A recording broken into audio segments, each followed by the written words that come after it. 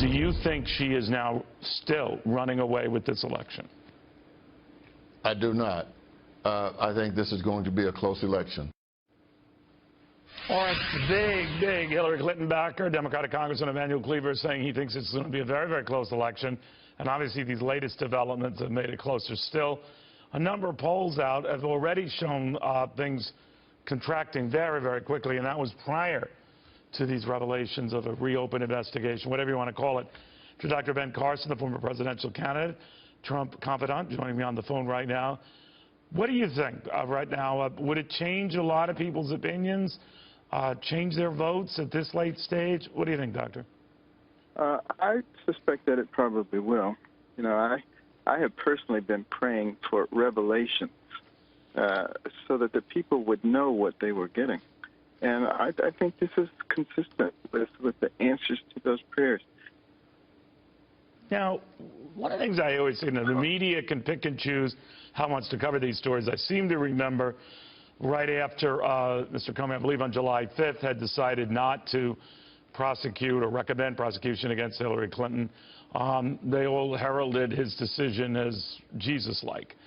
Not so much this go-around. A New York Times op-ed just today, sir, and I'm quoting, Mr. Comey's failure to provide any specifics about a new potentially important development less than 2 weeks before the election day is confounding. The Washington Post, same subject. The question will be how badly damaged was Ms. Clinton's candidacy by the 11th hour re-eruption of a controversy that never should have generated so much suspicion or accusation in the first place. What do you think of that? Well, bear in mind that when those emails were subpoenaed, Hillary Clinton knew that getting rid of them would bring her under scrutiny and criticism. Therefore, there had to be some really bad stuff in there for her to be willing to undergo that. And I think some of that stuff is in here. And they can't hide that. It's too damning. So they have to say something, but by the same token, they can't reveal it all if there's an active investigation. What do you think Donald Trump should do with this? Now, obviously, he's been pounding it in campaign appearances. Other operatives have told me maybe you just let this story go out there, see what the media does. I can well understand his concerns that the media might not be so zealous pursuing this, but it's a big deal now. They're all reporting on it. So how far does he go? What do you think? Well, it is a big deal, but I think he needs to stay with the winning ticket, and that is to talk about the issues, which Hillary doesn't want to talk about because all of her ideals are bankrupt. But is this one of those issues, Doctor? This whole email? The dishonesty is one of the issues. I see. Therefore, it shouldn't be the overwhelming topic. He should bring it up along with all the other things. People of America are very skeptical about our leadership and about our accepting of dishonesty at the highest levels. So yes, he should capitalize upon that, but don't make that the central focus. The central focus are the things that 7 out of 10 Americans are concerned about, that we're off the track. The other 30% probably are benefiting from it. But you know, this is serious business, and we can't get this. In a way, can sidetrack you. You know, just like the other stuff did. One quick final thought. Someone had told me that you're not going to see a Hillary Clinton voter move over to Donald Trump based on this. What you could see, though, and what we might see, are Hillary Clinton voters not showing up at the polls, frustrated, upset, you know, sort of disconcerted. Do you see that playing out? Oh, I absolutely see that playing out. And in a way, I feel sorry for them. And I would hope that some of them would stop for a moment and think about it. You know, this is not really about Democrats and Republicans. This is about the political establishment and their media cronies and we the people. That's what it's about. And if they stop and think about that, recognize that their children are going to be much better off if we continue, you know, with a country that is upformed by the people as opposed to one that is upformed by the government, I think they might even be able to generate some enthusiasm for Trump. Dr. Carson, great catching up with you again. Be well. All right. Thank you, Neil. You know, with the exception of some pretty big states like Virginia, Minnesota, Wisconsin, I might throw Michigan in there, Donald Trump is oddly competitive in this race with Hillary Clinton. That was prior to all these allegations coming out. I only mentioned those states because he trails by 8 points or more in sort of the round-robin list of polls. So you could make the argument, well, is it worth his fighting to try to win those back? That's in the eye of the beholder. What's going on in Utah is a very different story because Utah is sort of seen as a safe Republican bastion. It was one of Mitt Romney's biggest wins. And take a look at what's going on there. Donald Trump still leads. This is an average, a real clear politics average of polls taken. He has about a 6-point lead. But it's over a third-party candidate, an independent presidential candidate, Evan McMullin, who joins us right now. Evan, good to have you back. Great to be with you, Neil. I'll go crass political brass tacks with you. This latest development with Hillary Clinton and the continuing investigation, who does it help more in Utah? The consensus seems to be it hurts her, so by extension it helps Mr. Trump. What do you think? Well, I don't think it's so clear that it helps Donald Trump. I think that actually I have a better chance of picking up some of Hillary Clinton's voters here in Utah and across the country, and we're going to be fighting for those votes. Hillary Clinton is a deeply corrupt politician. We knew that already. So you're saying that your presence on the ticket draws more votes from Hillary Clinton than Donald Trump? No, I'm not saying that. We're drawing votes from Donald Trump, and I think he's painfully aware of that, and that's why he sent Mike Pence out to Utah recently to help get these votes back. I don't think they're going to come back. But look, people know that Hillary Clinton is a corrupt politician, as is Donald Trump. They're looking for something better, too. Our message is a message of liberty and equality. And guess what, Neil? The beautiful thing about those conservative foundational principles is that they appeal to all Americans. And although most of our support comes from conservatives, we also have people who say that they used to support Bernie Sanders or Hillary Clinton, and now they're coming on board with us. And we haven't changed a thing. This is just good old-fashioned conservatism. All right. Well, obviously, you've heard and raised enough concerns among the Trump-Pence ticket that Governor Pence himself visited your fine state to let people know, I think, that a vote for you would be a wasted vote. I want you to react to this. Well, a vote for any candidate other than Donald Trump, bottom line, is a vote to make Hillary Clinton the 45th president of the United States. So I think what he's saying is vote for that Evan guy, nice as he is, which he didn't say. But thanks, though, Neil. It's just a waste. What do you say? Yeah, well, it's just not the case. The Republicans and the Democrats don't have any claim on our votes. They both want to say that if you don't vote for one of us, well, then you're wasting your vote. Of course, that benefits them. But if they're going to continue to put up flawed, corrupt candidates like Hillary Clinton and Donald Trump, are they always going to demand that they have a right to our vote or that a vote in any other direction is a waste? If we want to continue to have... What were you prior to this? I mean, you were a Republican, I assume, before all this? Yeah, I worked in the Republican establishment. I was the chief policy director for the House Republican Congress. So it was only, much like people like Mitt Romney, it was only his presence, Donald Trump's presence, that made you leave the Republican nominee and the Republican Party? Because Mitt Romney just doesn't like Donald Trump. There are problems that existed within the Republican Party before Donald Trump. He came in and took advantage of them. I objected to them before Donald Trump.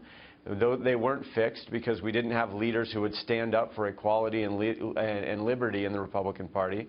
And as a result, we got Donald Trump as the nominee. And as a constitutional conservative who believes in limited government and who believes that all men and women are created equal and in the cause of liberty, I simply cannot be on board with a populist white nationalist movement, which is Trumpism. That just isn't something that I and my supporters can be a part of. But if you had your druthers, I mean, you've got an uphill battle. I think it's safe to say, and I don't want to be jaded here, you're not going to be president. But you could turn this race, certainly in Utah. Yeah. So if you had your choice between those two, Hillary Clinton or Donald Trump, who would it be? Again, Neil, we do not have to continually make this choice. If we're going to frame it that we do. You're on ballots in 11 states. I mean, well, you're very good at math, and you've gotten very rich getting good at math. So I assume you've been looking at that math, right? Well, look, but if you're going to do the math, Neil, let's use the right numbers. That's always critical.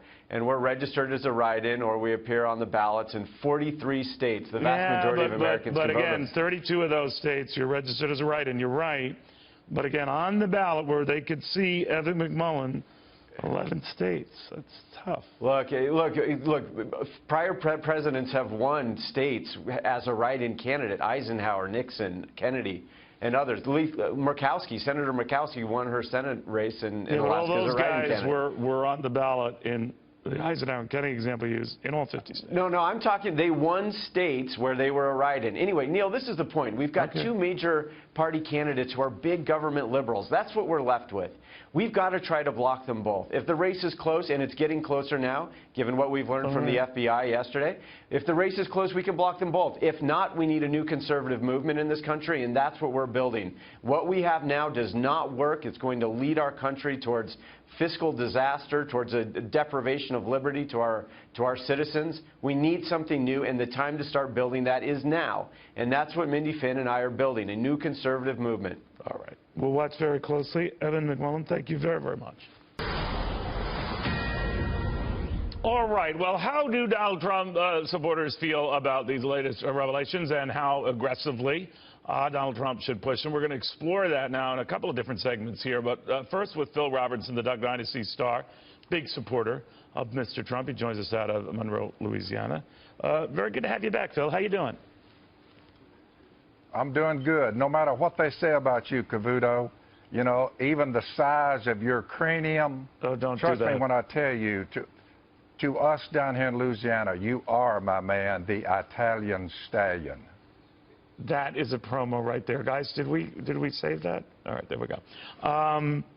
You know, when you were first talking about Hillary Clinton with me, one of the issues you would pound a lot was this issue of trustworthiness and the gnawing issues that keep coming up with her. This latest development, does it just add to that for you? I mean, you were not going to vote for anyway, but what do you tell those who are still on the fence? Do you just add this as an example? What do you do? Think about this, Neil. You have a human being, one Hillary Clinton, that's decided the other day that she would get into the redeeming business. Stand flat-footed and tell half of America that they're irredeemable. Here's the deal. The last time I checked, there's one redeemer. See this right here? By the way, Neil, I showed this to Donald Trump. I didn't have but 15 minutes with him. I showed him these symbols, God becoming flesh. I told Donald Trump this. He died on a cross, Donald, for your sins. You have sinned, haven't you? And he said, yeah. I said, 3 days later, he was raised from the dead, therefore you can be raised. I said, don't miss this. We need God on our side. I said, you need to be born again. So Donald Trump heard the gospel, and I appreciated the fact that he listened. Faith comes from hearing the message, and I just gave you the message. I shared that with Mr. Trump. So when did you share it with him? About 3 or 4 weeks before they dragged up this stuff on him about making lewd comments. Oh. Look, there's no one in America who is without sin. So who's going to cast the first stone at anyone? So the bottom line is, Hillary needs to stay out of the redeeming business, and Mr. Trump needs to change his life. I gave him the reason why, faith in the gospel. Therefore, give the man some time. So, in my mind, once you step into God's shoes and start saying who's redeemable and who's not, that takes a lot of gall right there. That was a deal breaker. But Phil, one of the Donald's policy.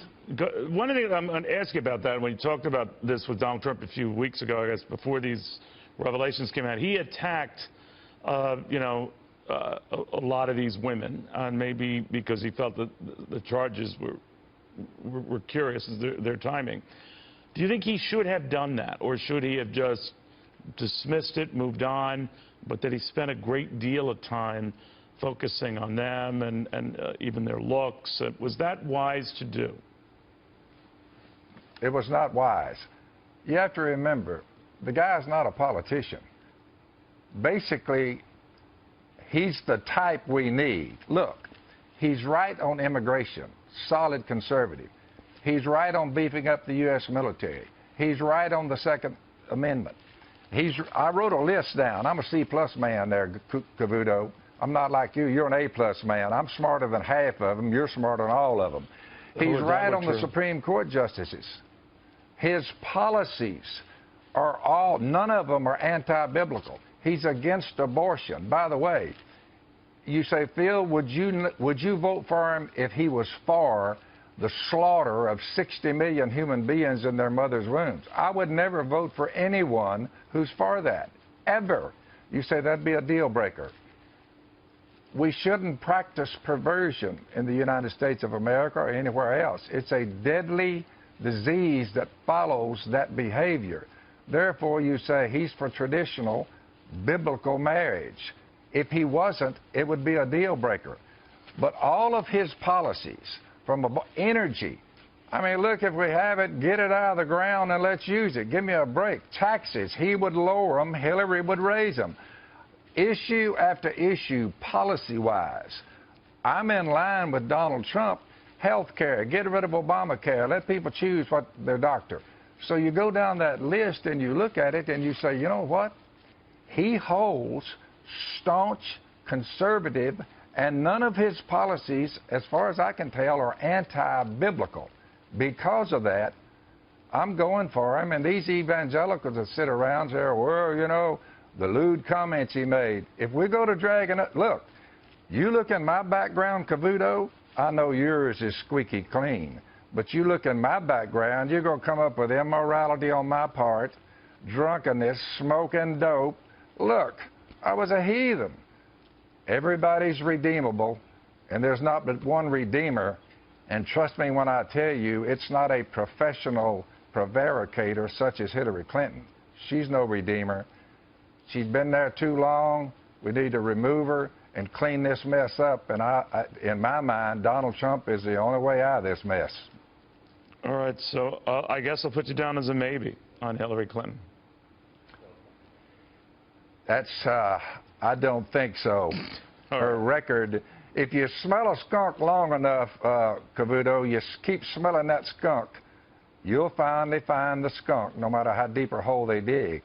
So, no, she's out. Old and worn out, old stuff. Barack Obama all over again, and this whole thing's going to collapse around us unless America repents, turns to God. Give Trump time. The gospel has a way of eating at a man. There's power in it. Therefore, that's my story, dude, and I'm sticking to it, Mr. Italian Stallion. Yeah. Well, you're a different kind of guest, I will say that. Phil Robertson, as you're speaking, I'm getting flooded with emails. Very good having you on again. And I'll let the big head comment go. But I think the TV just makes it look bigger. People who bump into me say your head isn't that big. I guess you don't believe that. That's right. Okay. Hey, you don't believe let that. it just go right on by. Think about what they're saying about me, and what did they say about Jesus? Don't get me started. Don't get me started. Phil Robertson, Duck Dynasty star, very frank purveyor of politics. All right, a day after the bombshell, they're throwing the bombs. Right now, the latest is where we stand on this whole Comey, let's reopen everything, investigation stuff is this. Ranking Democrats are saying, and by the way, including Mrs. Clinton herself, why don't you tell us what you've got? All right, FBI director, just tell us what you got and do so before the end of the weekend so every voter can be apprised what is in your arsenal. No response yet from Mr. Comey's office, just that he swallowed enough pride yesterday to say, oops, I have to revisit some stuff. Republicans liking it, Democrats not trusting it. Now, the fallout. With Rasmussen Report's Amy Holmes, Democratic Mayor of Miami Beach, Florida, Philip Levine, and Madison Gaziotto. All right, Madison, and with you, get your take now. What's going to happen? You know, the Washington Times tries to frame this and give it a big picture context. What is it today? Well, I think there was a lot of voters that were very hesitant about voting for Hillary Clinton early on because of the FBI investigation. When that was closed, a lot of these fears were alleviated for them. But at the same time, a lot of them still haven't voted, and now these fears have been brought back up. So I think when we talk about early voting, some people have voted, but for those that haven't, I think this could push them over the fence to vote for Mr. Trump. Mayor Levine, one of the things I hear from a lot of Trump supporters is they're not nuts. I mean, they're not saying that, all right, all those Hillary voters are going to be our voters. What they're hoping for, they tell me, including one earlier here, is that those frustrated Hillary voters just stay home. And that changes the race. What do you think? Yeah, I don't think so. I just took a tour around the entire state, African-American mayor's bus tour called Souls to the Polls. And the enthusiasm for Secretary Clinton is tremendous. It's palpable. You see it everywhere we go. The early voting numbers in Florida right now are at significant numbers for the Democrats. Matter of fact, we are way above what President Obama had in 2012 at this point. So the enthusiasm's there. I think, truthfully, at this point in the campaign, the people are saying, we don't really want to hear what the candidates want to push out. It's kind of like Groundhog Day. What they want to hear about are the real issues, how it affects their lives. I think we're at that point, whether it's, affordable education or, climate change issues. As or long as you don't say affordable health care, right? Don't say affordable health care. You could be in deep doo-doo there.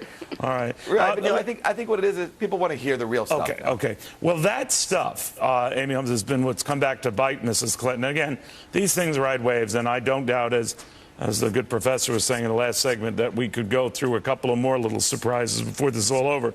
Having said that, do you find it ironic in a campaign that's been about, charges and criticisms and personal attacks, that it could be decided on the mayor's point of substantive issues, like this health care thing that is all of a sudden erupted?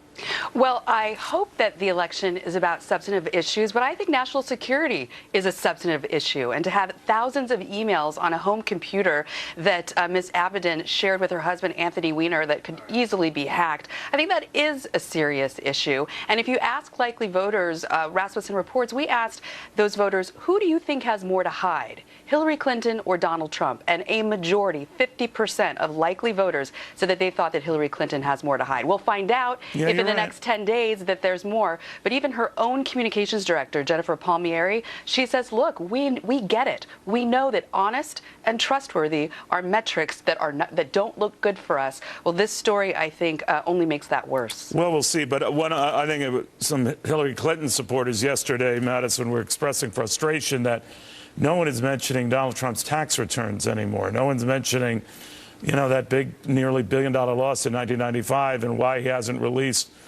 more of those returns since. What do you think of that? They're not mentioning these things because Mr. Trump isn't under investigation by the FBI. What most Americans are very happy about is the fact that the FBI is sending a clear message that nobody is above the law, including Mrs. Clinton herself. People are sick of the same old in Washington. They're sick of politicians being held to be above the law and thinking that they are above the law. Hillary Clinton is finally being held to the standard that she deserves to be held to, which is the same standard someone like you or I would be held to. They're opening the investigation. They're not holding off. They have this information. It's come to light, and they need to open that investigation up, and that's what they've done. As Mr. Trump said yesterday, people are happy that the FBI is righting their wrong in this first investigation, which was very inefficient. Mayor, what do you think of the FBI director? Well, listen, I think the FBI is above reproach, and I think that we can never go and criticize the FBI now. I think Director Comey possibly could have handled this differently. It's unprecedented 10 days before an election. I mean, think of what he said in his letter. He just said that he's not even sure that these emails have anything to do with anything.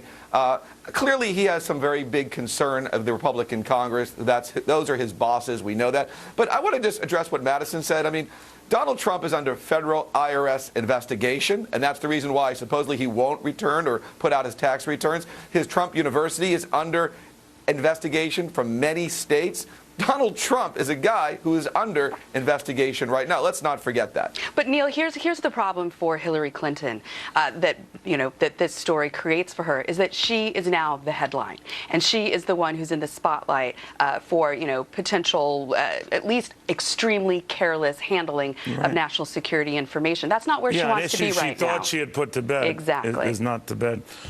Guys, thank you all very, very much. Thank you. Thank you. All right, he's a big Trump supporter. You know him as a huge media figure. I'm talking about Duck Dynasty patriarch Phil Robertson, and he is here. I wonder what he thinks about all of this. after this. You know, they had early voting in let's say 1972. And you were later aware that the impact of the Watergate break-in would be much bigger than you thought. But you had already voted for Richard Nixon. Would you have been inclined to change your vote? No, it's apples and oranges, I grant you. But across this country, more than 15 million people have already voted, millions of them in Florida alone. Do these latest developments change some of their minds, keep that vote pretty much as it was? Adam Shapiro now in Coral Gables, Florida, where early voting is still underway. The difference now, I guess, Adam, is that a lot of folks voting today are aware of these latest developments. Too soon to tell its impact, I guess. It is a little soon to tell the impact, but for the many people we've spoken to here at the Coral Gables Library, which is an early polling station in Miami-Dade County, they told me that their minds were made up a long time ago. But watch what happened when we asked one woman as she was on her way to vote, and then she decided to hold off. Take a listen. So you're troubled by this? A little bit. I want to know more about it. I want to be informed about it. Well, you're about to go vote, and the FBI has reopened its investigation. I'm going to think about my vote, and I'm not going to vote now. And Neil, that's just one reaction we got. The other reaction reinforces the mindset that people made up their decision on whom to vote for several weeks, in some cases several months ago. Listen to what Mary Wright told me. Did the news yesterday about the FBI and Hillary Clinton emails and Anthony Weiner influence how you voted today? Absolutely. How did it influence you? Well, I thought about it, and I just do not want Hillary Clinton to be in office if this is the kind of thing she's going to do. So, Neil, to give you an idea of just how intense voting is in this part of South Florida, they usually average about 1,400 people a day at this polling station. The poll workers tell me they're averaging about 2,000 a day. So this is an intense election. Back to you. Do we know how it breaks down? I guess I see different statistics, Republican ballots or Democratic ballots. We always make the assumption that all the Republican ballots are Republicans and all the Democratic ones are Democrats. It's not always that way, but any idea? Right. Yes, I actually crunched the numbers from the data at the Florida Division of Elections. And let me tell you what's happening in two key counties for Democrats. In Miami-Dade County, Republicans who have cast ballots through yesterday are outpacing Democrats who are registered as Democrats and have cast ballots 28% to 25%. In Broward County, where Democrats outnumber Republicans 2-1, it's neck and neck, roughly 22% for both parties of registered voters. So that's bad news, analysts tell me, for the Democrats. The bottom line is that the Hillary Clinton machine is not turning out its base, and you see that reflected in these early voting numbers. All right, Adam, thank you very, very much. To Florida Attorney General now, Pam Bondi. Very good to have you. What do you make of this early voting and what read you're getting from it? Of course, a lot of these early voters, with the exception of those today, did so before being apprised of these latest developments in the Hillary Clinton email scandal. What do you make of it? Well, Neil, you know what? I commend those two ladies that you just had on because they're taking this voting process very seriously. And it sounded like they were going to vote for Hillary Clinton, but they said, whoa, wait a minute. We need to hold on. We're not prepared to vote today. We need to learn more about this. And what they need to learn is what's happening today is unprecedented for an FBI director with, at that time, 11, 12 days out from an election to come out and say that Hillary Clinton is under a federal investigation again is truly, there must be something strong there for Director Comey to do that. Well, what and do you think others it is? on his staff brought it to he him. tried to dial this back a little bit in his letter, and I must have read this thing, a dozen times. Although the FBI cannot yet assess whether or not this material may be significant, I cannot predict how long it will take us to complete the additional work. I believe it's important to update your committees, talking to these various committee chairmen in Congress, about our efforts in light of the previous testimony. So he knew what he was stepping into. He probably counted on ranking members of these committees coming back at him, like Elijah Cummings and John Conyers, to tell the world what he has. Hillary Clinton demanding that as well. Do you think he should? Do you think he shouldn't leave the world hanging?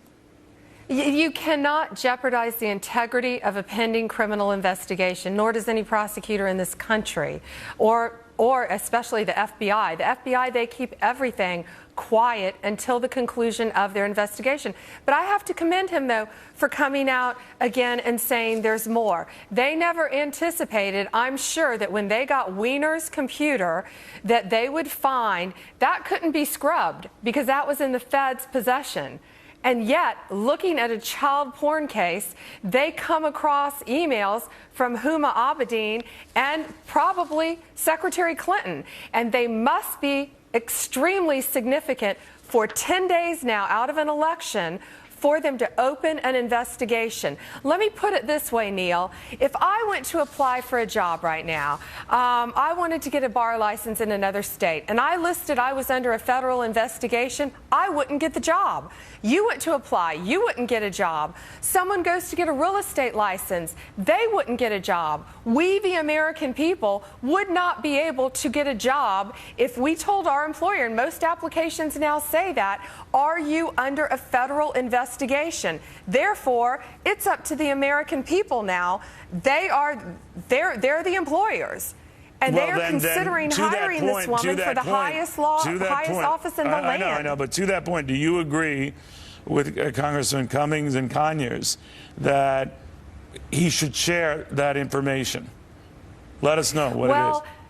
As a career prosecutor, though, you cannot jeopardize a pending investigation by sharing investigative materials during the course of the investigation. It speaks volumes that 10 days out they would open an investigation against her again. You know, and our Constitution, Neil, it speaks to this. Speaks to this, and I don't think our Constitution ever contemplated a candidate as corrupt as Hillary Clinton. All right, every time I see that, it just scares me. It's just like, is it done yet? We're getting a fascinating story out of the Washington Post saying that the Justice Department had warned the FBI that the director's decision to update Congress on this Clinton email issue was not consistent with policy. But this does seem to confirm earlier indications that the FBI director did at least run it through his bosses at Justice. Remember, the FBI director technically reports to Justice and the Attorney General, telling them that he intended to inform lawmakers of these newly discovered emails. These officials then told him the department's position is, and I quote, that we don't comment on an ongoing investigation and we don't take steps that will be viewed as influencing an election. That was the Post quoting one justice official who spoke on the condition of anonymity to describe the high-level conversations. Now, keep in mind, those same folks didn't have a problem when on July 5th, I believe, Director Comey had announced that he was not going to pursue or recommend any higher criminal actions be taken against Hillary Clinton, that she was sloppy with emails, but that it would be left there. There were no such complaints then, complaints now. A read from former Republican Oklahoma Senator Tom Coburn. Senator, I don't want to just throw that at you, but I'm throwing it at you. What do you think of that? He did bounce this off his bosses. His bosses were not pleased. Well, I think it's a real foundational moment for America to actually look. Does the Attorney General work for the President, or does the Attorney General work for the American people? And we've had very few in recent years that have actually worked for the American people. The President appoints them, but the Congress approves them. But their job is to represent us, not the President, and not a Democratic or a Republican administration. You know, and I'm reminded of the fact that the Attorney General, you know, if that's the standard, what in the world was she doing meeting with Bill Clinton on the tarmac? You read my mind in exactly. An airplane. You read my mind exactly. But for them to say, I guess it's come to Loretta Lynch's office, I could be wrong, or that view, we don't take steps that will be viewed as influencing an election, no matter what he does, by taking no action. Even, you know, earlier on, that would influence an election. They were okay with that, not okay with something like this that could influence it against them. But what's your thoughts on all of that? Well, I just think, you know, this is the pure raw politics of the elite in Washington, and the laws that apply to the rest of us that are not part of the elite in Washington are not the same laws that apply to them. And that's one of the things that's got Americans upset. The rule of law, Neil, it's the glue that binds America together. And when people start losing confidence in that, and the fact that they don't trust the American leadership to have an even and blinded justice system, then we're in a lot bigger trouble than everybody thinks we are. And I think this is symbolic of that. The very fact that Comey had somebody leading this investigation of Clinton in the first place, whose wife was a beneficiary of the Clinton machine, tells you that there was some real poor judgment in terms of the FBI's operations. That's not to say that people didn't do their jobs, but that blatant conflict of interest should have never been allowed, because it raises questions about the fairness and capacity of doing an open and thorough and non-biased investigation. You're talking about this state Senate candidate who was getting better than $500,000 and all was said and done in a race that ultimately she lost. Her husband, a top FBI official who would oversee this email stuff. But it is, as you say, curiouser and curiouser. Tom Coburn, thank you very much. Good catching up. You're welcome. Good to see you. I like your intellect, not the size of your head. There we go. This is starting a whole new issue. I can't believe it. All right. Thank you, sir. Feel well. We want you feeling well and strong. All right. Karl Rove crunches the fallout from all of this stuff all the time. Now, he wrote recently of about 5 million white males that the Donald Trump campaign was after. Did the developments over the last 24 hours make that a moot point or not? Karl is next. Is a Fox News Channel special election presentation. Your ballot, your bucks. Now, Neil Cavuto. All right, after that October surprise, the ranking members of the House Judiciary Committee say that James Comey has some splaining to do. And in fact, they put a deadline on it. By the end of the weekend, tell us why the heck you decided to drop this bombshell now. In a letter to Comey, as well as the Attorney General Loretta Lynch, they go on to say that I'm asking the director right now that he would not let this weekend go without providing further clarification into what this letter means, because I think that would be fair to Ms. Clinton and fair to the American people. That letter, of course, an apparent reopening of the Clinton private server email investigation that has turned this presidential race upside down. How upside down? Take a look at this poll here and how much things have contracted in this race in little more than a week. And this poll, this squeezing, if you will, is prior to any of these latest developments, these so-called October surprise developments. We're exploring all this today with Florida Attorney General Pam Bondi. We've got Karl Rove, Democratic Congressman Emanuel Cleaver, former presidential candidate Ben Carson, many, many more. But right now the focus is on, as it should be, this new probe and what it means and what those pertinent emails mean. A key reference in Mr. Comey's letter that has everyone kind of scratching their heads. Catherine Herridge on the phone with us right now. Do we know what he meant, what he means, Catherine, by pertinent emails? Good morning, Neil. A law enforcement source has told me that the existence of this new evidence, these emails, was brought to Director Comey on Thursday. And given the quantity of records and the potential relevance to the Clinton case, Director Comey made the decision that same day. That Catherine, I'm sorry, we're just not hearing you.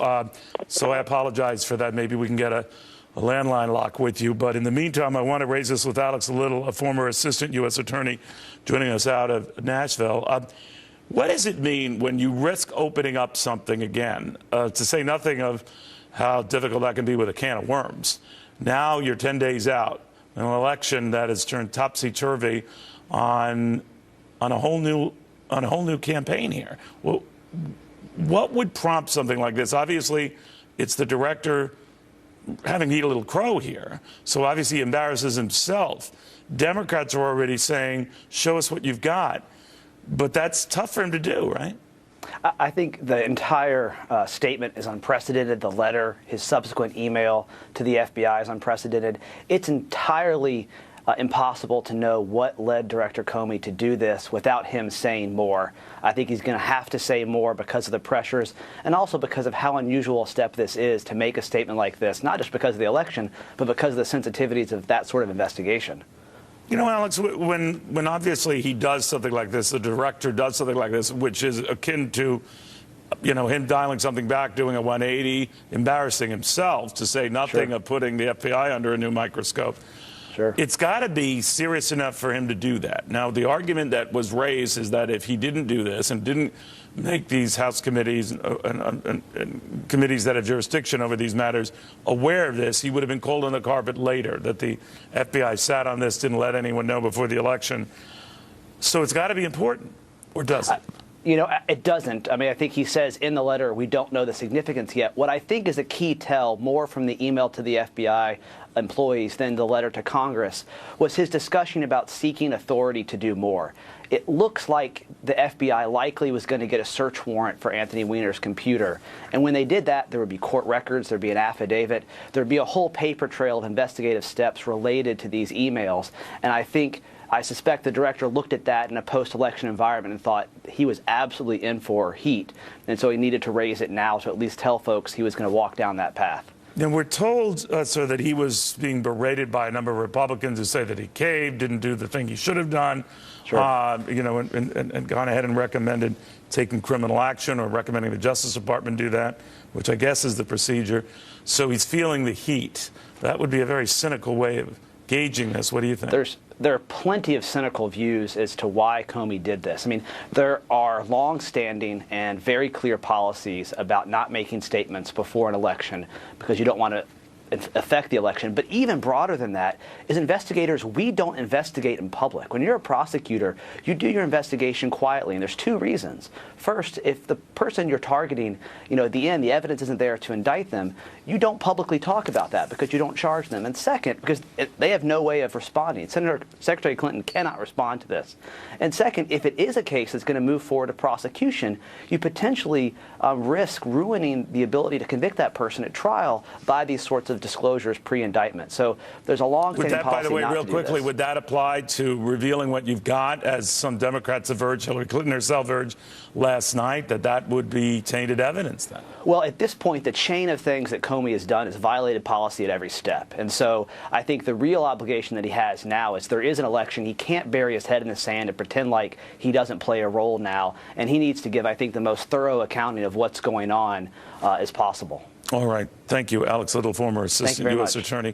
I want to bring in Emanuel Cleaver now, Missouri Congressman, Democrat, on what he thinks of what his colleagues want to do, including Elijah Cummings and John Conyers, the ranking members of that House Judiciary Committee.